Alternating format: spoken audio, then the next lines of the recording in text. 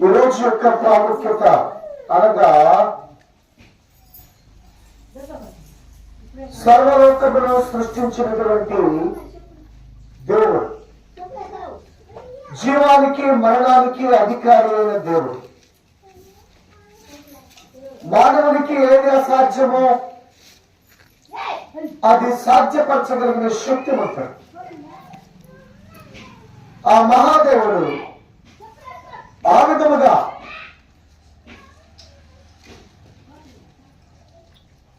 ఆయన ఒక మనిషిలాగానే భూమి మీద పుట్టి తల్లి గర్భము ద్వారా నేను జన్మించి, కానీ పురుషుని కలయిక లేకుండా పరిశుద్ధాత్మ ద్వారా జన్మించి, రెండవది ఆయన మానవుడిగా భూమి మీద 33.5 సంవత్సరములు జీవించి 33.5 సంవత్సరాల తర్వాత ఆ మహాదేవుడు సర్వ మానవాళి కొరకు ఆయన తన యొక్క ప్రాణాన్ని అర్పించుటకు, తన రక్తాన్ని చిందించుటకు, మానవుడు చేస్తున్న ప్రతి పాపానికి ప్రాయశ్చిత్త బలిగా తన్ను తానే అర్పించుకున్నటకు ఆయన మంచి యుక్త వయసులో, బలమైనటువంటి శక్తివంతుడిగా ఉన్నటువంటి వయస్సులో ఈ సర్వలోకము కొరకు ఆయన క్రయధానముగా తను తాను అర్పించుకున్నారు. సహజంగా మానవుని యొక్క మేధస్సు, మానవుని జ్ఞానము, మనిషి పుట్టుట, జీవించుట, చనిపోయుట ఇంతవరకే తెలుసు. ఇది మాత్రమే మానవునికి తెలుసు. కానీ యేసు ప్రభువారు తెలియజేసినటువంటి ప్రాముఖ్యమైన విషయం ఏంటంటే, చనిపోయిన వ్యక్తి కూడా మరలా బ్రతుకుతాడు. చనిపోయిన వ్యక్తి కూడా మరలా బ్రతికేటటువంటి ఆ కృప దేవునిలో ఉన్నది. దేవుడు చనిపోయిన వారిని కూడా బ్రతికించుటకు శక్తివంతుడు అని ఆ మహాదేవుడు తెలియచేయించున్నటువంటి విషయాలను మనం ఇక్కడ తేటగా చూస్తున్నాం. చూడండి, ఒకసారి మనం గమనించినట్లయితే కొరింథీయులకు రాసిన పత్రిక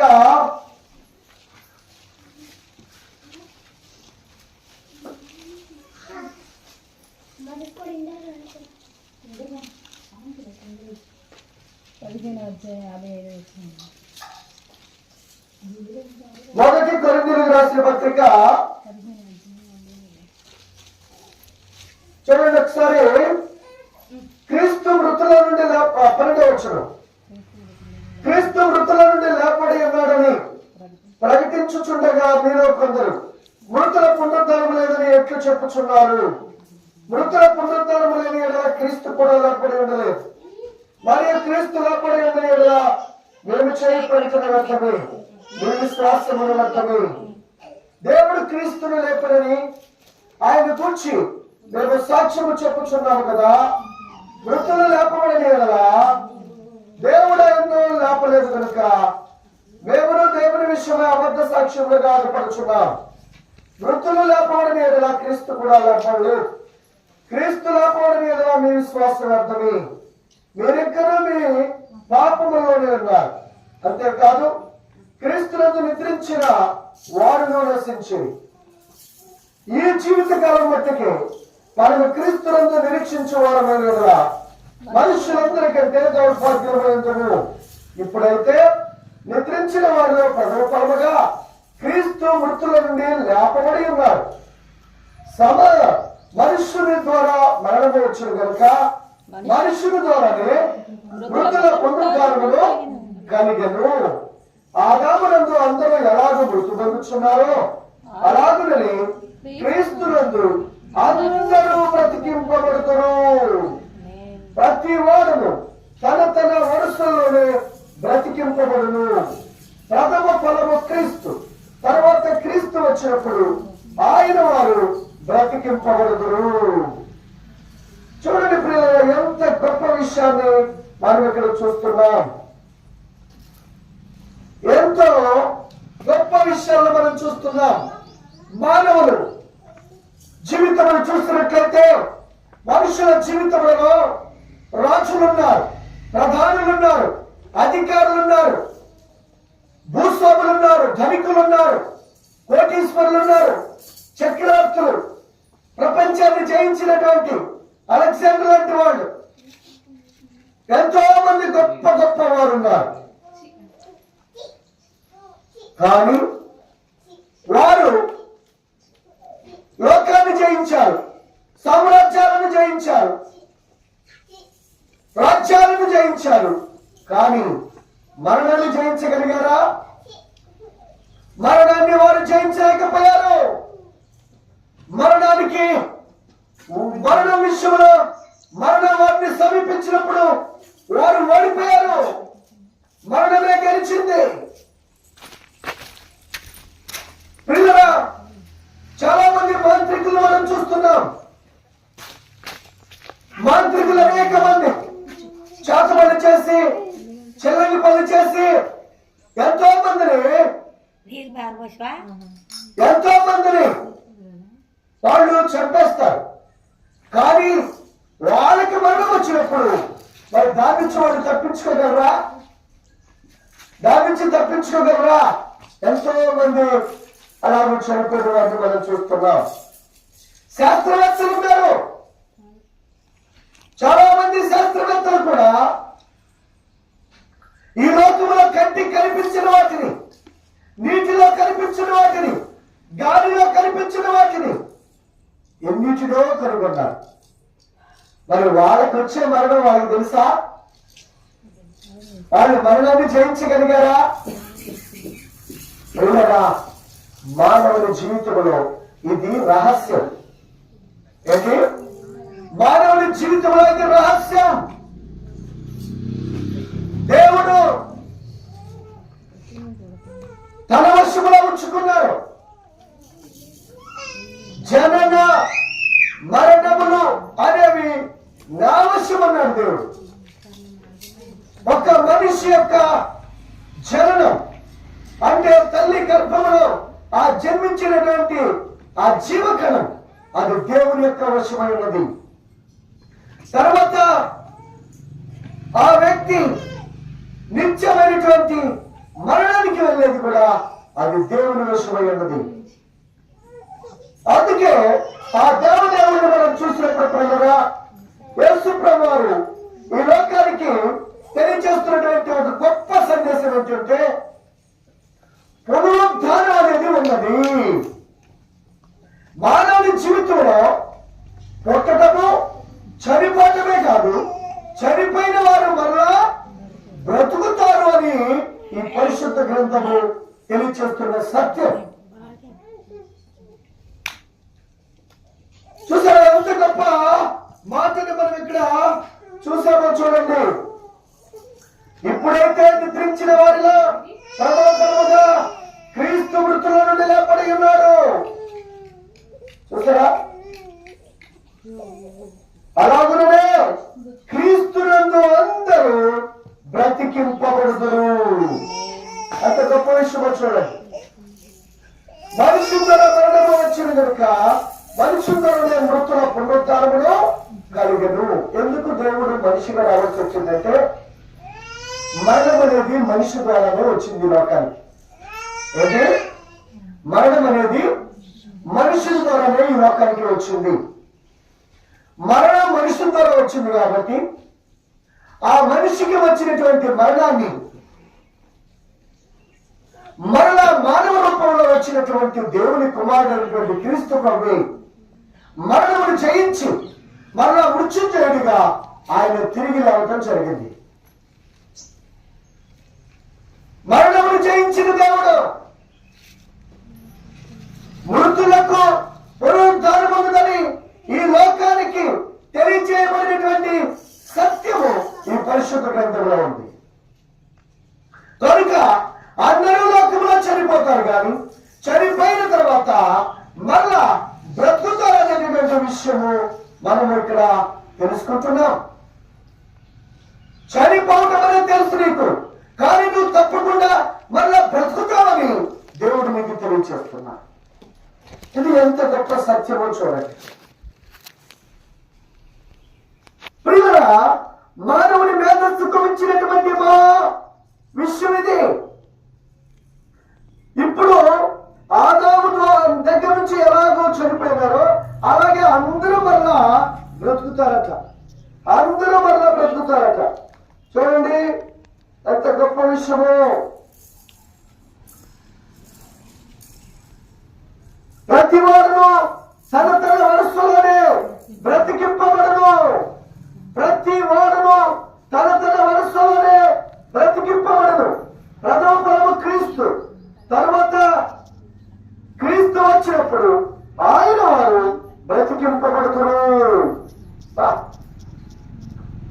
చూడండి, ఈ రోజున మనుషులు నా ప్రాణమా తినుము త్రాగుము సుఖించుము అంటూ తమ ఇష్టానుసారంగా జీవిస్తున్నారు, తమ ఇష్టానుసారంగా బ్రతుకుతున్నారు. కానీ మనుషులు తెలుసుకోవాల్సినటువంటి సత్యం ఏమిటంటే, మన జీవితంలో మనము జీవించిన జీవితాన్ని బట్టి మరలా మనము ఒక సమయమున మనము బ్రతకబోతున్నాం. వారి వారి వరుసలో అందరూ. అయితే ఈ పునరుద్ధానములు రెండు రకాలుగా ఉన్నాయి. మనుషులందరూ ఆదాము దగ్గర నుంచి ఎప్పటి వరకు ఎంతమంది యుద్ధాల్లో చనిపోవచ్చు, అరణ్యాల్లో చనిపోవచ్చు, సముద్రంలో చనిపోవచ్చు, పైన గాల్లోనే బాంబుల చేత కాల్చబడి లేకుంటే ఫ్లైట్లు పేలిపోయి చనిపోవచ్చు. కానీ ఏ విధముగా ఎవరు ఎక్కడ చనిపోయినా జాగ్రత్తగానండి, ఏ విధముగా ఎవరు ఎక్కడ చనిపోయినా అందరూ వారి వారి వరుసల్లో బ్రతుకుతారు, అందరూ వారి వారి వరుసల్లో మరలా పునరుద్ధాన శక్తితో తిరిగి లేపబడతారు. ఇది దేవుడు చెబుతున్న సత్యం.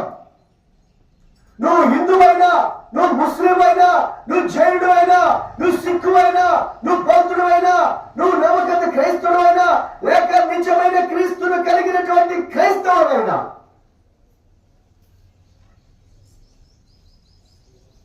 ప్రతి ఒక్కరూ కూడా ఒక దినమున మరలా తిరిగి లేపబడబోతున్నారు.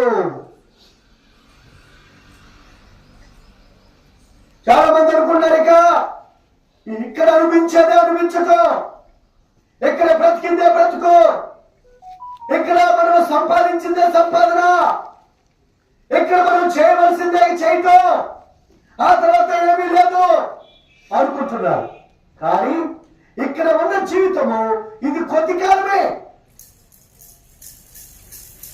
ఇది కొద్ది కాలమే, ఇది కొద్ది జీవితమే. తెలుసా? చూడండి, మనము ఒకసారి ఏప్రిల్ రాసిన పత్రిక 11వ అధ్యాయము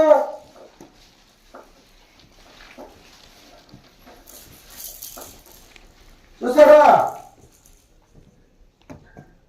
11:13 నుంచి అయితే మీరందరూ ఆ వాగ్దానముల ఫలము అనుభవింపకపోయినను దూరం నుండి చూచి వందనము చేసి తాము భూమి మీద పరదేశమును యాత్రికులుగా ఉన్నామని ఒప్పుకొని విశ్వాసము గలవారై వృత్తి నొందిరి. ఇలాగ చెప్పువారు తమ స్వదేశమును ఎదుగుచున్నామని విషదపరుచున్నారు కారా? వారు ఏ దేశం నుండి వచ్చినో ఆ దేశమును జ్ఞాపకం అందించుకున్నాడు మరలా వెళ్ళుటకు వారికి వీలు కలిగి ఉండను. అయితే వారు మరి శ్రేష్టమైన దేశమును అనగా పరలోక సంబంధమైన దేశమును కోరుచున్నారు. అందుచేత తాను వారి దేవుడిని అనిపించుకున్నటకు దేవుడు వారిని గురించి సిగ్గుపడడు.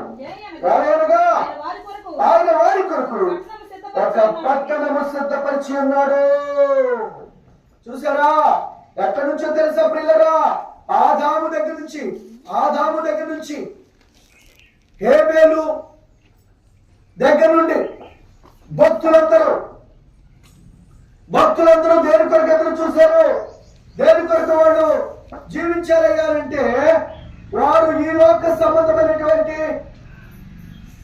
జీవితం కాదు కానీ ప్రియులరా,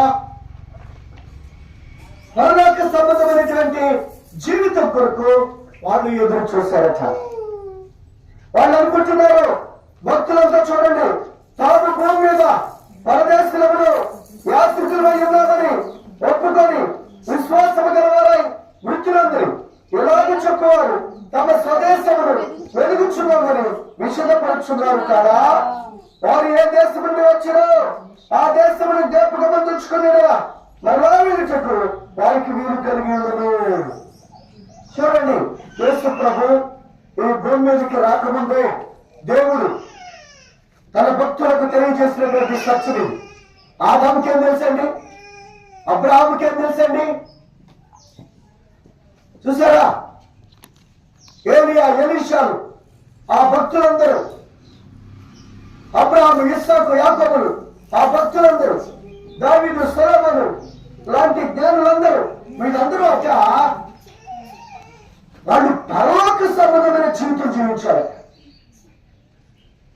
ఆత్మ సంబంధమైన జీవితం జీవించారు. ఎప్పుడు యేసు ప్రభు ఈ లోకానికి వచ్చి ఆయన 33 సంవత్సరములు జీవించి మరి సర్వ మానవాళి యొక్క పాపము కొరకు, సర్వ మానవాళి యొక్క శాపము కొరకు, సర్వ మానవాళికి వచ్చే మరణ శిక్ష ఆయనే పొంది ఆయన సమాధించామని 3వ దినమున సజీవుడిగా తిరిగి లేచి ఆయన పరలోకానికి ఆరోహణమైనటువంటి ఆ గొప్ప, ఆయన పరలోకానికి ఎలా ఆరోహణమైపోయారు, ఆ పరలోక పట్టం కొరకు ఎప్పటి నుంచి ఎదురు చూస్తారట? ఆదాము దగ్గర నుంచి అట. చూడండి, ఆదాము దగ్గర నుంచి వాళ్ళు ఎదురు చూశారు పరలోక పట్టం కొరకు. వడ్డమ్మాయికి అసలు ఆమె ప్రశాంతంగా ఉంది, నీకు కాదు ఆ ప్రాంతం, ఆ హాయి ఉంది. చూసారా,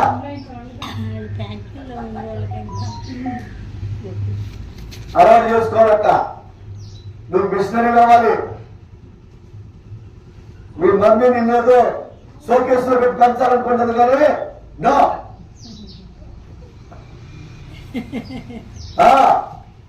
వెరీ గుడ్, మిషనరీ అవుతావా? అవుతావా?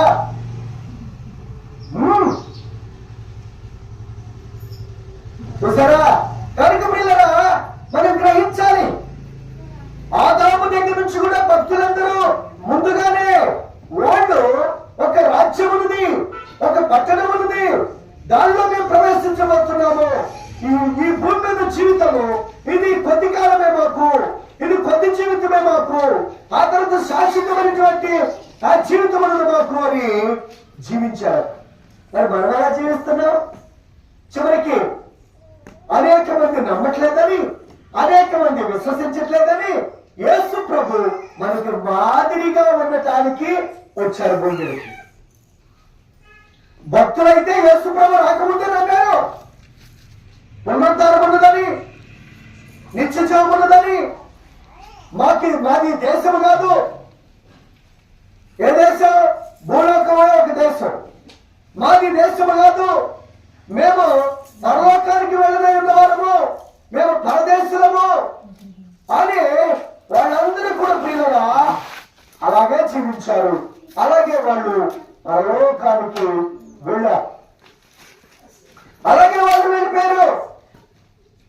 కానీ మనం అలాంటి విశ్వాసం వల్ల లేదు, అలాంటి నమ్మకత్వం వల్ల లేదు ప్రియుల. అందుకే యేసు ప్రభువే సాక్షాత్తు వచ్చి ఆయన భూమి మీద మనిషిగా బ్రతికి, ఆయన మనమైతే ఎలా పుట్టామో ఆయన కూడా అలాగే పుట్టారు. ఇంకేమన్నా తల్లి గర్భం ద్వారా మనమేమో తల్లిదండ్రుల యొక్క కలిక వల్ల, భార్య భర్తలు లేదా స్త్రీ పురుషుల కలిక వల్ల పుట్టాము. ఆయనేమో దేవదేవుడు కాబట్టి పాపము లేకుండా పరిశుద్ధుడిగా పుట్టారు కాబట్టి ఆయన పరిశుద్ధాత్మ యొక్క శక్తి ద్వారా ఆయనే ఒక స్త్రీ గర్భంలోకి వెళ్ళి శిశువుగా ఎదిగి ఆ శిశువుగానే పుట్టాడు.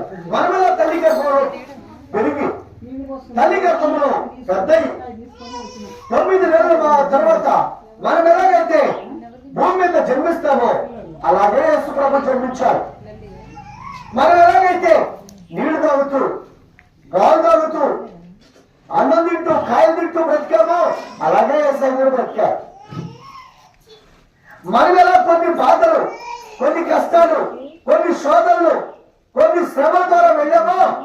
అలాగే యేసయ్య కూడా అన్ని రకాలైనటువంటి శోధనల ద్వారా, అన్ని రకాలైనటువంటి శ్రమల ద్వారా, అన్ని రకాలైనటువంటి కష్టాలు కూడా యేసయ్య కూడా వెళ్ళారండి.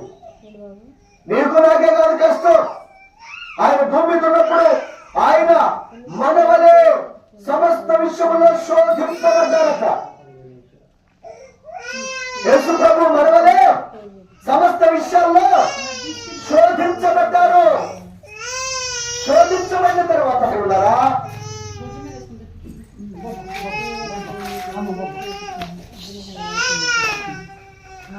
మనవలే ఆయన శోధించబడిన తర్వాత ఈ సర్వలోకం యొక్క పాప క్రయదానము నిమిత్తము, శాప క్రయదానము నిమిత్తము ఆయన తన యొక్క ప్రాణమును మన కొరకు అర్పించవలసి వచ్చింది. ఆ తర్వాత మనం కూడా అంతే కదా, ముసలి అయిన తర్వాత చనిపోతారు కొంతమంది, యాక్సిడెంట్ లో చనిపోతారు కొంతమంది, గర్భంలోనే చనిపోతారు కొంతమంది, సూసైడ్ చేసుకొని చనిపోతారు కొంతమంది. ఏ విధంగా అయితే చనిపోతాం, అలాగే శత్రువులు కూడా చంపబడతాం మనం. అలాగే యేసు ప్రభువును కూడా సిలువేసి చంపేశారు.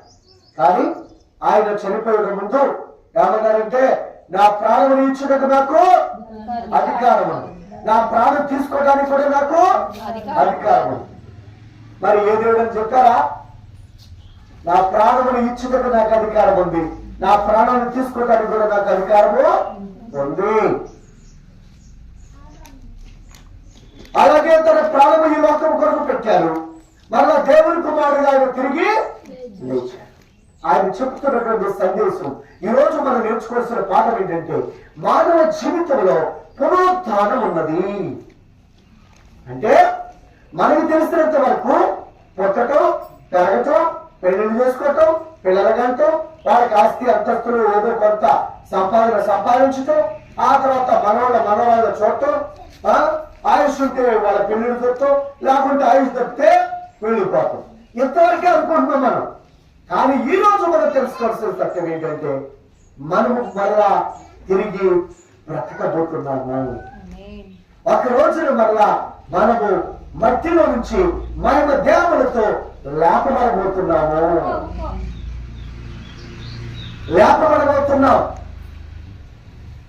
కనుక యేసు ప్రభునందు విశ్వాసం ఉంచువారు.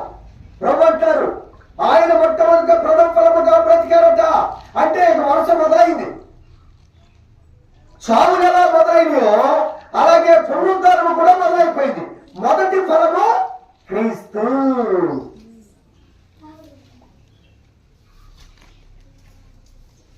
మొదటి ఫలముగా యేసు ప్రభు తిరిగి లేచారు, పునరుద్ధరణ శక్తితో తిరిగి లేచారు.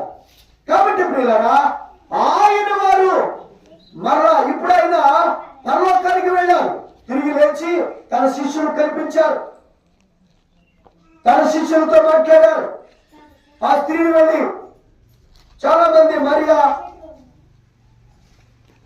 యోహన్న, ఎంతో మగ్దలేని మరియా, ఇలా కొంతమంది స్త్రీలందరూ వెళ్ళి సుగంధ గారి పూజానికి వెళితే అక్కడ దేవదూతలు ఉన్నారు, కానీ యేసు ప్రభు దేహం మాత్రం లేదు సమాధి. అప్పుడు ఆ దేవదూతలు చెప్పారు, ఏంటి సజీవుడైన వారిని మృతుల్లో మీరు ఎందుకు బదులుచున్నారు? ఆయన సజీవుడట, మరణము లేని వాడు, మరణమును జయించేవాడు. ఎవరు చెప్పిన మెసేజ్ ఇది? పరలోకం నుంచి వచ్చిన దేవదూతలు చెబుతున్నారు. ఇప్పుడు చదివారుగా మీరు, చూడండి ఒకసారి లూకా సువార్తలో, లూకా సువార్త 8వ అధ్యాయంలో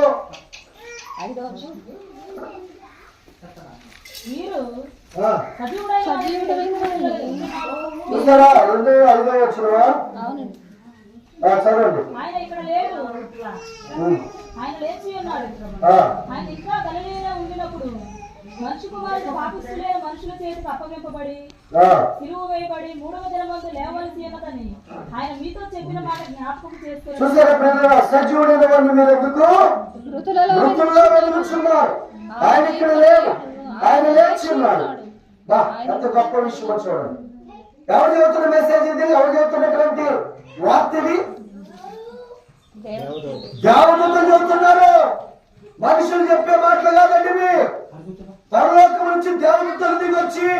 చెప్పుతున్నటువంటి సందేశం ఇదే.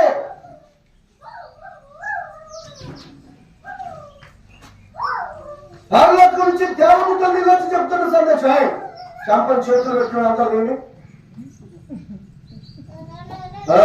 పెడతారు. పెద్ద ఇట్లా పెట్టుకొని ఉంటారు. ఎట్లా అన్నప్పుడు చూస్తూనే ఉన్నాం అంటే ఉన్నాం. అన్నది గద్దె ఉందిగా అప్పుడు లేవుతారు. చూసారా? కొంతమంది లేదు, కొంతమంది చూడతో పోతుంటారు. సగం మన కళ్ళు తెరిచారా తెరలేదని తెలియదు మనకి. చూసారా? ఈరోజు అలా ఉన్నారు చాలా మంది. కనుక జాగ్రత్త. దేవాది దేవుడు తెలియజేస్తున్న సత్యం ఏంటంటే పునరుద్ధానం ఉన్నది. మనుషులు తిరిగి బ్రతకబోతున్నారు. దానికి మొట్టమొదటి ఫలముగా యేసు ప్రభు తిరిగి లేచారు. ఈ వార్త పరలోకం నుండి వచ్చిన దేవదూతలు చెప్తున్నారు.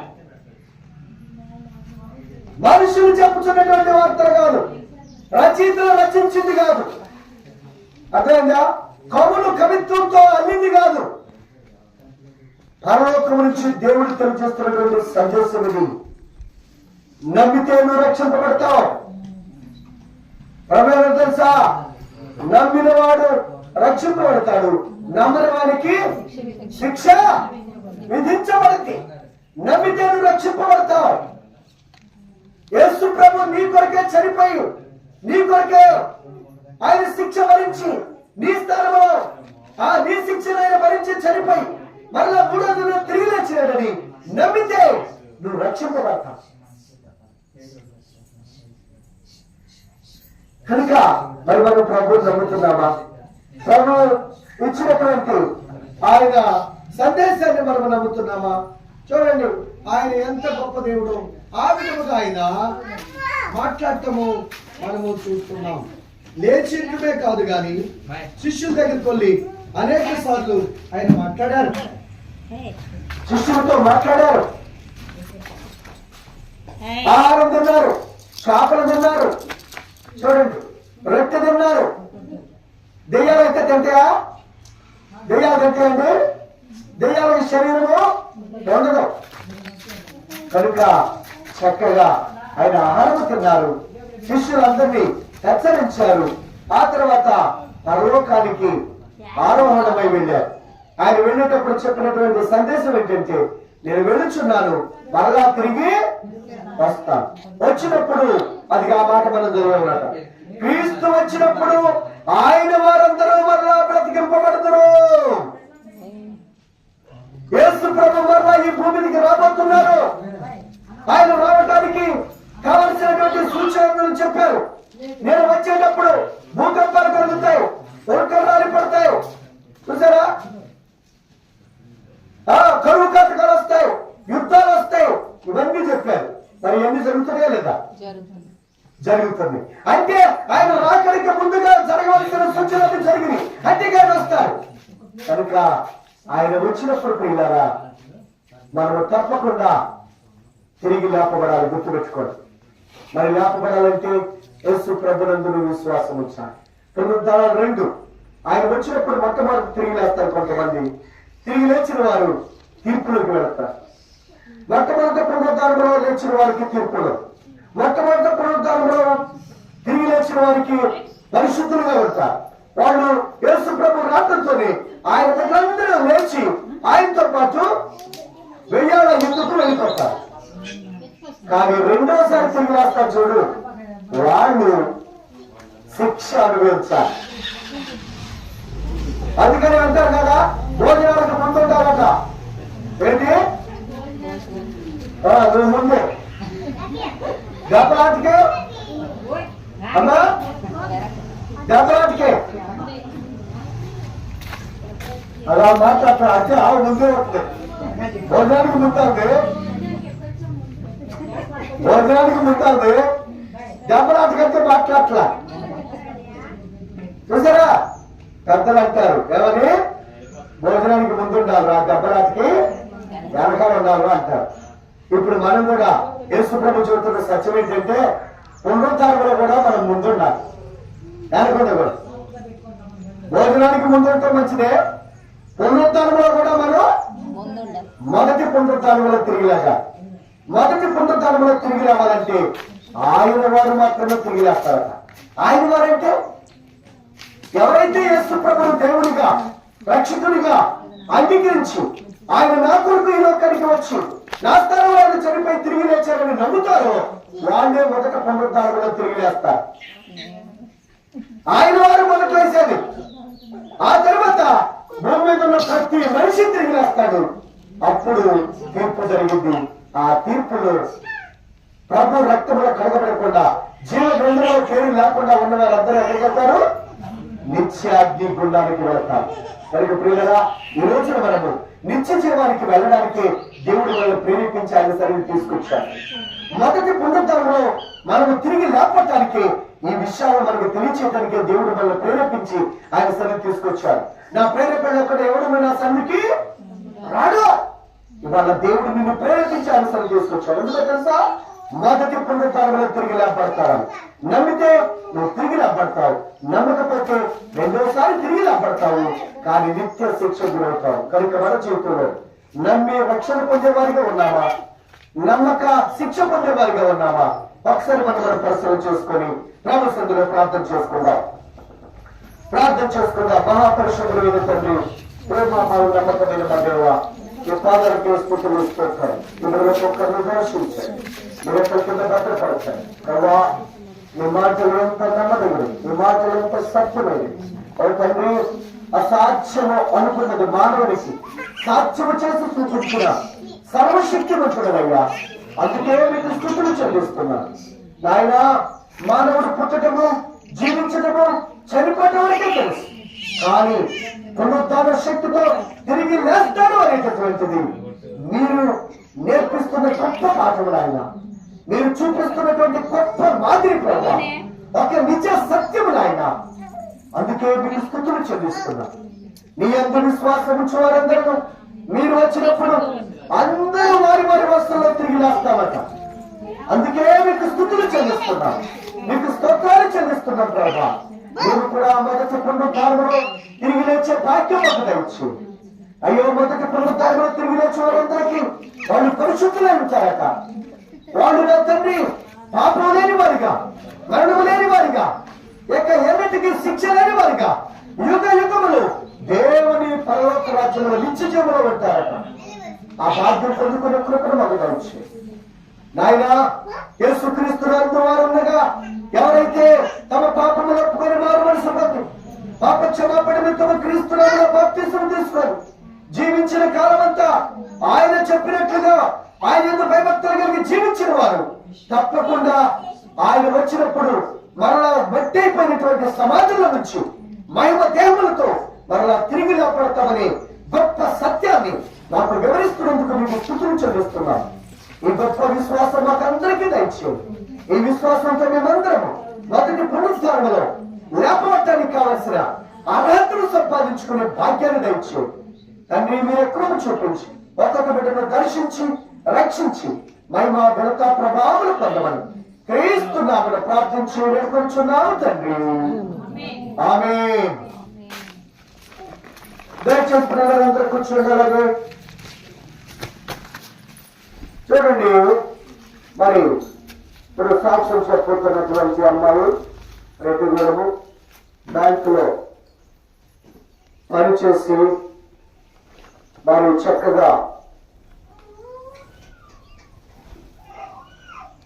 ఉద్యోగంలో అందరి మనల్ని పొంది ఎవరు ఆయన్ని మాట్లాడకుండా అందరి చేత మంచి వాడు పేరు పొందినటువంటి మంచి ఉద్యోగం చేసి కరోనా కాలంలో భయం చేత తన ప్రాణాలు కోల్పోయినటువంటి మరి వెంకయ్య గారు వారి యొక్క కుమార్తె, మరి ఆమె తన తండ్రి గారు చనిపోయిన తర్వాత తల్లి గారైన ధనమ్మ గారు మరి తన కుమార్తెకు ఆ భర్త యొక్క ఉద్యోగాన్ని ఇప్పించడం జరిగింది. ఆమె ఉద్యోగం చేయొచ్చు, వివాహం చేసుకుని ఆ విధముగా సరే విరామం జరగకముందే, ఉద్యోగం రాకముందే వారి ప్రభుని తెలుసుకొని వారి పాపములు ఎత్తుకొని మారు మనసు పొంది వారి ప్రభు యొక్క కృపను బట్టి ఆయన ఇస్తున్న ఒక్కొక్క ఆశీర్వాదాన్ని పొందుకుంటూ వచ్చింది. ఆ సాక్ష్యాన్ని మీతో పంచుకుంటుంది. కాబట్టి ప్రార్థన చేసుకుందాం. పరిశుభ్రమైన తండ్రి, ప్రభుత్వ ప్రభావ 10 నిమిషంలో అయినా కొద్ది మాట్లాడొచ్చుగా మీరే మాట్లాడి మీ నామానికి మహిమగత ప్రభావాన్ని తెచ్చుకోవాలి. క్రీస్తున్నామని ప్రార్థించి వేడుకొస్తున్నాము తండ్రి. ఆమేన్.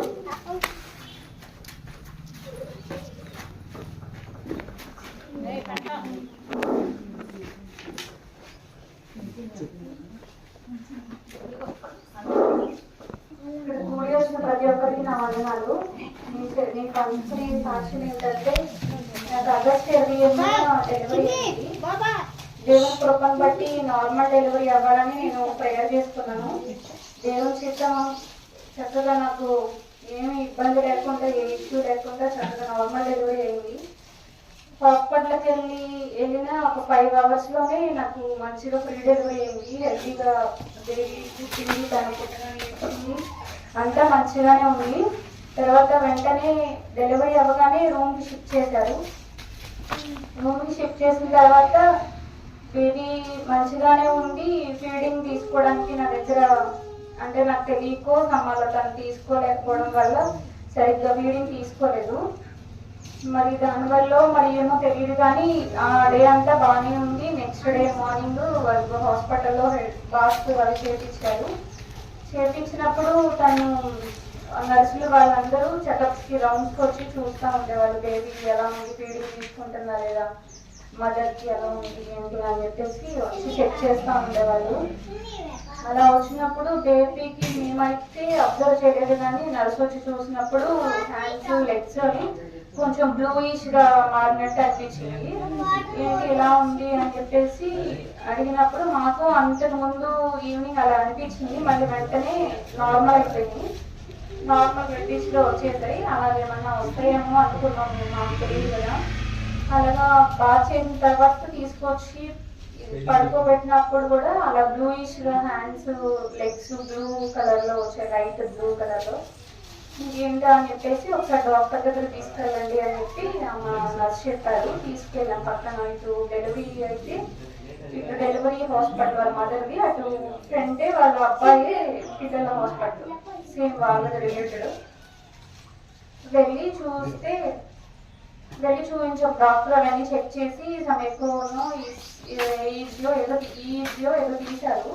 తీసి చూసి ఇంజక్షన్స్ ద్వారా ఏదో పెట్టానంట. నేనైతే ఇటువైతే ఉన్నాను. మా హస్బెండ్ మా ఊరిలో ఇద్దరు పాపను తీసుకెళ్ళి చూపించుకొచ్చారు.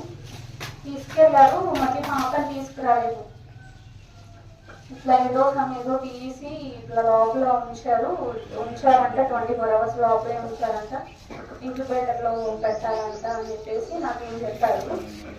పెట్టిన తర్వాత ఏదో స్కాన్ సంథింగ్ ఏదో తీసి రిపోర్ట్స్ వచ్చిన తర్వాత డాక్టర్ వచ్చారు, మాట్లాడదాం అన్నారంటే నా దగ్గరికి వచ్చి చెప్పారు ఇలా ఇలా అని. ఇంకా రాగానే ఈయన పాపని చూడగానే చాలా బాధేసింది. నేను వచ్చి ఇంకా మౌటి నుంచి ఇంటికి ఇలా ఎదిగింది అని ప్రేయర్ చేసుకున్నాను. దేవుని చిత్తం అయితే నా బిడ్డ ఆరోగ్యంగా దగ్గర రావాలని ప్రేయర్ చేసుకున్నాను. రోజు వెంటనే ఇలా అనుకొని పాస్టర్ గారు ఫోన్ చేసి చెప్పాను, ఇలా అన్నారు అన్నయ్య అని. అప్పటికి అసలు ఏం తెలియలేదు. లోపల ఉంచారంటే డాక్టర్ రావాలి, వచ్చిన తర్వాత మాట్లాడతాం, రిపోర్ట్స్ వచ్చాక అన్నారంట. ఇంకా తర్వాత ఈవినింగ్ డాక్టర్ వచ్చారు 6కి అలా వెళ్తే. ఇలా అందరికీ నార్మల్గా ఉంటుంది, పుట్టగానే హార్ట్ దగ్గర హోల్స్ ఉంటాయి, అవి అందరికీ క్లోజ్ అవుతాయి. కానీ పాపకి ఇంకా క్లోజ్ అవ్వలేదు. పుట్టగానే 24 hours లోపు కానీ కొంతమంది పుట్టిన వెంటనే క్లోజ్ అవుతాయి. కానీ పాపకి ఇంకా హోల్స్ క్లోజ్ అవ్వలేదు. సో అందుకని ఆ బ్లడ్ సర్క్యులేషన్ పెద్ద ఫామ్ అవ్వక బ్లూయిష్గా కలర్ చేంజ్ అయ్యి అని చెప్పేసి అన్నారు. మెడిసిన్ ఇచ్చారు. మెడిసిన్ ఇచ్చినా సరే ఒక 4 days అలాగా లోపల ఇంక్యుబేటర్లోనే ఉంచారు. ఇంకా నేను చెప్పాను. నెక్స్ట్ డే వచ్చి ఇంటి దగ్గరే, మేము హాస్పిటల్లోనే ఉన్నాం, అన్ని ఇంటి దగ్గరే ఉండి ప్రేయర్ చేశారు. అమ్మ ఒకటే ఉన్నారు, నేను అత్తయ్య నేను ముందు హాస్పిటల్లోనే ఉన్నాం. వచ్చి అన్నయ్య ఫాస్టింగ్ ఉంది 3 వరకు ప్రేయర్ చేసి ఈవినింగ్ మా దగ్గరకు వచ్చారు. అక్కడికి హాస్పిటల్ దగ్గరికి వచ్చారు. పాప దగ్గరికి వెళ్ళి ప్రేయర్ చేద్దాం అన్నా సరే వాళ్ళు NICU కదా లోపలికి ఎలో చేయము అని చెప్పేసి లోపలికి పంపించలేదు. అన్నయ్య ప్రేయర్ చేసినప్పుడు పరమగీతములు 8:10 ద్వారా నాతో మాట్లాడారు దేవుడు. ఒకసారి చదువుతాను. నేను ప్రాకారము వంటి దానినైతిని, నా కుచములు దుర్గములాయెను, అందువలన అతని దృష్టికి నేను క్షేమము నందదగిన దానినైతిని అని నాకు చెప్పారు. నీ బిడ్డకి ఏమవదు, దేవుడు క్షేమము కలుగు చేశాడమ్మా, నీ బిడ్డకి ఏ ప్రాబ్లం లేదు, తను హెల్దీగా బయటకు వస్తుంది, నువ్వేం బాధపడద్దు అని చెప్పేసి అన్నీ ప్రేయర్ చేశాడు. నేనైతే నా బిడ్డకి క్షేమం కలిగిందని అయితే నేను నమ్మాను. అలాగే 4 days అలాగే లోపలే ఉంది తను. అవి ఫీడింగ్ కూడా తనకి అది బ్లడ్ సర్క్యులేషన్ సరిగ్గా అవ్వకపోవడం వల్ల మెడిసిన్ అక్కడ ఉండే ఇవ్వాలి, అది బయటకి పంపించకూడదు అని 4 days లోపలే ఉంచారు. కూడా ఒక 1 week వరకు హాస్పిటల్ దగ్గరే ఉన్నాను. తర్వాత ఇలా అని చెప్పిన తర్వాత మాకు ఇలా అన్నీ ప్రేయర్ చేయడానికి వచ్చినా సరే చాలా రిక్వెస్ట్ చేశాము. అన్నీ కూడా అడిగారు, ఇల్లు చిన్న ప్రాబ్లం వస్తానమ్మా అని చెప్పేసి. ఇలా మా వాళ్ళు ఇలా డాక్టర్స్ ఏనమ్మా అవి ఇవని చెప్పినా వాళ్ళు అసలు యాక్సెప్ట్ చేయలేదు. డాక్టర్ ఊరుకోరండి, అది NICU ఎవరు మదరు ఫాదర్ తప్ప లోపలికి ఎవరు వెళ్ళకూడదు అని చెప్పేసి అన్నారు. అన్నీ ఇంకా బయట ఉండి ప్రేయర్ చేసేసి వెళ్ళిపోయారు. తర్వాత ఇంకా 7th day ఇంకా పాపని మాకు ఇచ్చేసారు. ఇచ్చిన తర్వాత మెడిసిన్ అని ఇచ్చారు, ఒక 1-2 weeks ఇచ్చారు డ్రాప్స్. అవి మాత్రం 10 to 10 చేయమని చెప్పారు. ఇంకా మేము ఇంటికి వచ్చేసాము. ఇంటికి వచ్చిన తర్వాత మెడిసిన్ అయిపోయిన తర్వాత స్కాన్ చేద్దాము అని అన్నారు. మెడిసిన్ ఒక 2 weeks ఇచ్చారు. తర్వాత మళ్ళీ హాస్పిటల్కి వెళ్ళిన తర్వాత అవి సాచురేషన్స్, ఆక్సిజన్ లెవెల్స్, సాచురేషన్స్ లెగ్స్కి హ్యాండ్స్కి పెట్టి చూశారు. అది సాచురేషన్స్ 90-95 అబౌవ్ ఉండాలి, 100కి వచ్చేసి. పాపకి ఇంకా 70, ఒకటేమో హ్యాండ్స్కి 70 అలా చూపిస్తుంది, లెగ్స్కి 90 అబౌవ్ చూపిస్తుంది. ఇంకా సాచురేషన్స్ అవ్వలేదు అని చెప్పేసి మళ్ళీ మెడిసిన్ కంటిన్యూ చేయమని మళ్ళీ రాశారు. మళ్ళీ తర్వాత మళ్ళీ 1 week ఎక్స్టెండ్ చేశారు ఆ మెడిసిన్. ఇంకా నేనైతే ప్రేయర్ చేసుకున్న తండ్రి, మరి నా పాపం వల్ల లేకపోతే నా తల్లిదండ్రుల పాపం, నా భర్త చేసిన పాపం వల్ల అయితే ఆ బిడ్డకి ఏ శిక్ష రాకూడదు తండ్రి. మరి ఇది నీ మహిమ కొరకు అయితే నాయన నాకు ధైర్యం దయచేయమని చెప్పి నేను ప్రేయర్ చేసుకున్నా తండ్రి. మరి నేను అడిగినవి ఇప్పటి వరకు నాకు అన్ని అనుగ్రహించావయ్యా. మనలో బిడ్డ విషయంలో నీ బాధ ఎందుకు అని చెప్పేసి నేను ఎప్పుడు ప్రేయర్ చేసుకున్నా. తండ్రి నిజంగా మహిమ కొరకే నేను చేశాడని అయితే నేను నమ్ముతున్నాను.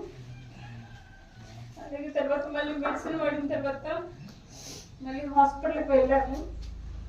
వెళ్ళిన తర్వాత దేవుని కృపను బట్టి సాచురేషన్ 2 ఈక్వల్ అయ్యాయి, అని 2 95+. హల్లెలూయా, దేవునికి స్తోత్రం.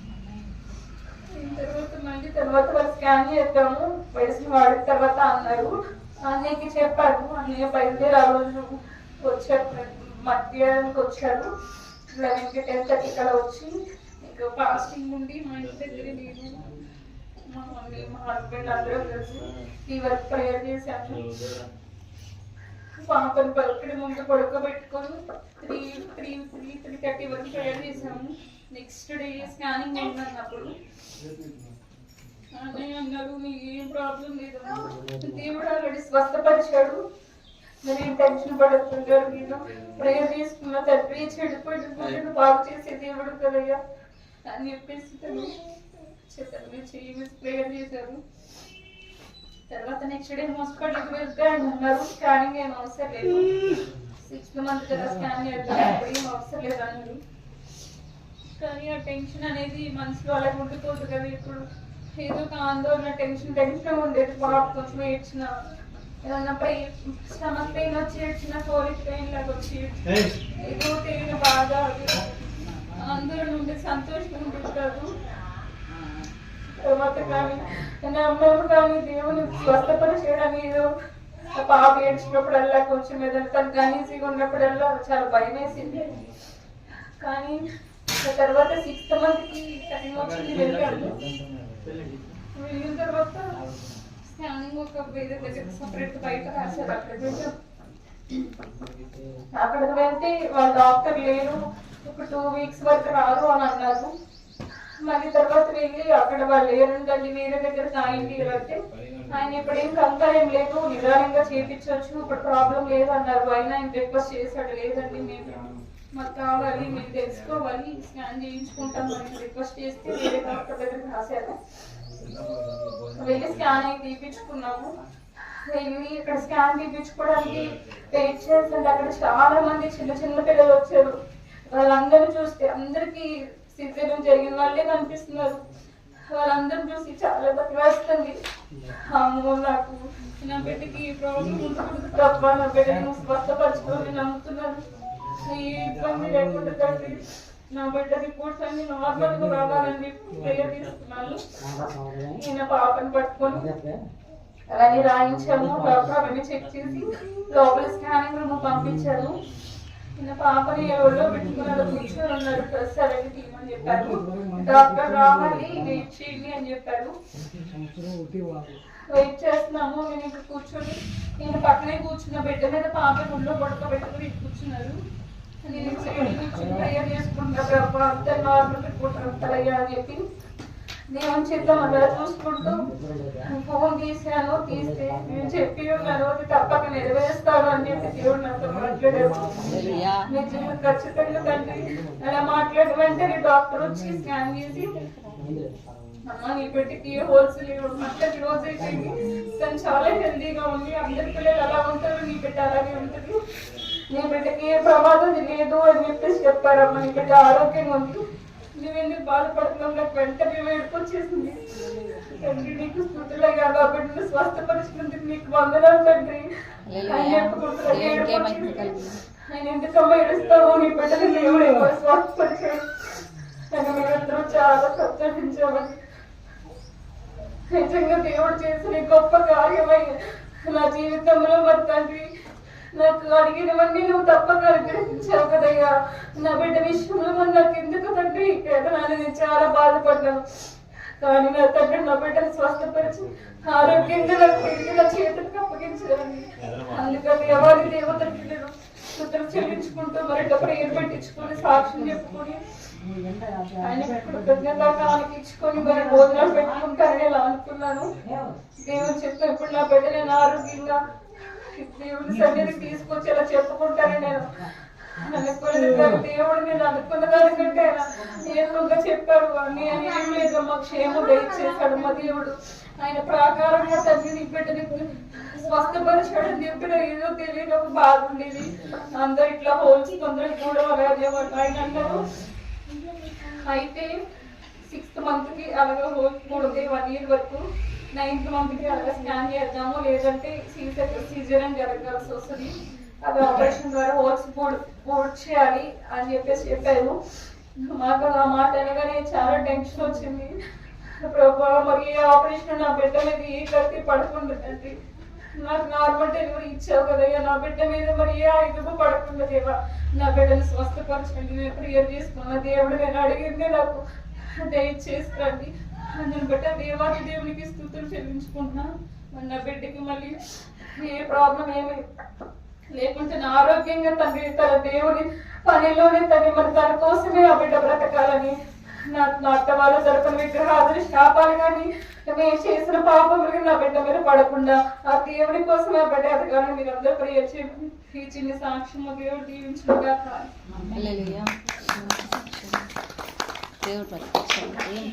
ప్రార్థన చేసుకున్నాం. పరిశుద్ధమైనటువంటి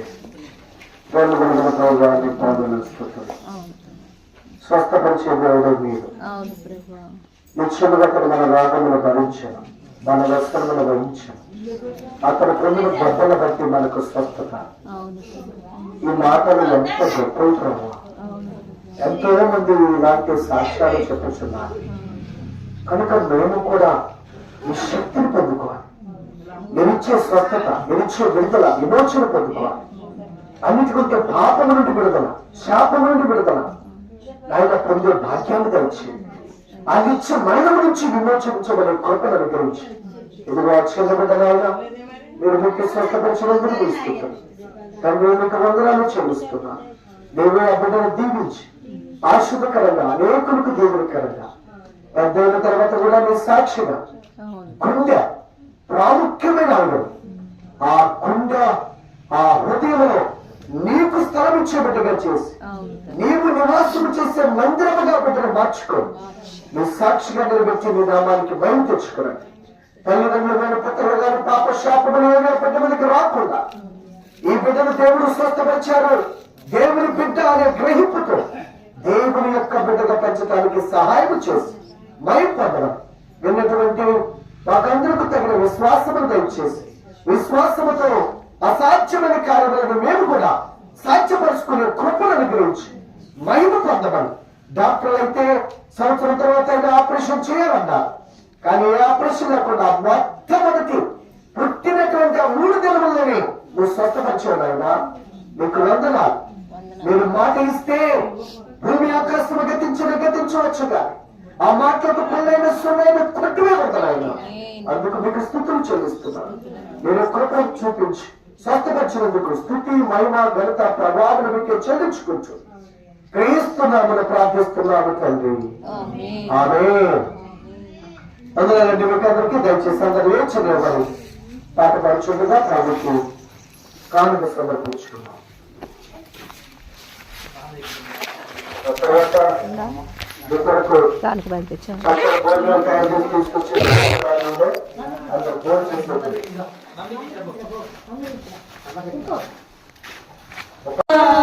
ఆరాధించగలేనయ్యా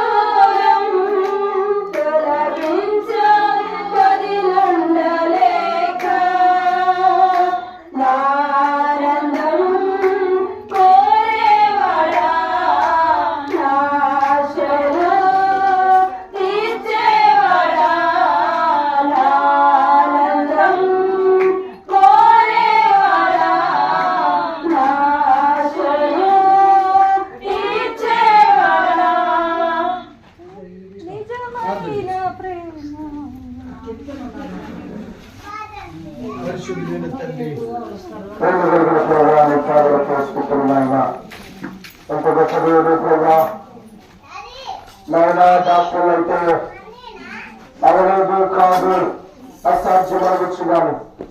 నీకు అసాధ్యమైంది లేదు ప్రభా, నీకు సమస్తము సాధ్యము. నాయన నమ్ముట దేవుళ్ళైతే నమ్మడానికి సమస్తము సాధ్యమైన దేవుడు. అందుకు నీకు స్తుతులు చెల్లిస్తున్నాం. ఇది ఇక్కడ ప్రతి బిడ్డ నీ వాక్యం ఉన్నటువంటి నీ మాటలు ఉన్నటువంటి ప్రతి మనిషి హృదయంలో విశ్వాసాన్ని తెచ్చి నమ్ముట వలన నాయన గొప్ప కార్యములు మీరు చేయగలుగుతాం, చూడగలుగుతాం, అనుభవించగలుగుతాం, పొందుకోగలుగుతాం నాయన. కనుక నమ్మకత్వాన్ని తెచ్చి మిమ్మల్ని నమ్మిన వారు ఏమేమి కొనవేయగలరు నాయన. అందుకే మీకు స్తుతులు చెల్లిస్తున్నాం. తండ్రి మీకు వందనాలు. మీరు ఎలాగైతే మరణమును జయించి మూడవ దినమున సజీవుడిగా తిరిగి లేచారు, నీ యందు విశ్వాసము కలిగి మీ మార్గంలో జీవించిన ప్రతి బిడ్డ కూడా అలాగే మరణమును జయించి పునరుద్ధరణ శక్తితో తిరిగి లేపబడేటటువంటి ఆ భాగ్యం ఇచ్చినందుకు మీకు స్తుతులు చెల్లిస్తున్నాం. మమ్మల్ని అందరినీ కూడా ఒక దినమున మొదటి పునరుద్ధరణలో లేపబోతున్నందుకు మీకు స్తుతులు చెల్లిస్తున్నాం. మీరే కృప చూపించి ఈ బిడ్డలందరినీ దీవించి ఆశీర్వదించి నీ మాటలు విశ్వసించి విధేయులై నీ గొప్ప నిత్య జీవాన్ని సంపాదించుకునే భాగ్యాన్ని ప్రతి బిడ్డకు ప్రసాదించి మహిమా ఘనత ప్రభావాలు పొందమని యేసు క్రీస్తు యొక్క సర్వ శక్తి కలిగిన నామమున దీనముగా ప్రార్థించి వేడుకొనుచున్నాను తండ్రి. ఆమేన్. మన తండ్రి అయినటువంటి తన యొక్క దేవుడు కుమారుడైన యేసు క్రీస్తు వారి కృప పరిశుద్ధాత్మ తండ్రి యొక్క అన్యోన్య సహవాసం ఎక్కడైనా మరొకరు ఆశించిన ప్రతి బిడ్డకు తోడుగా ఉంది.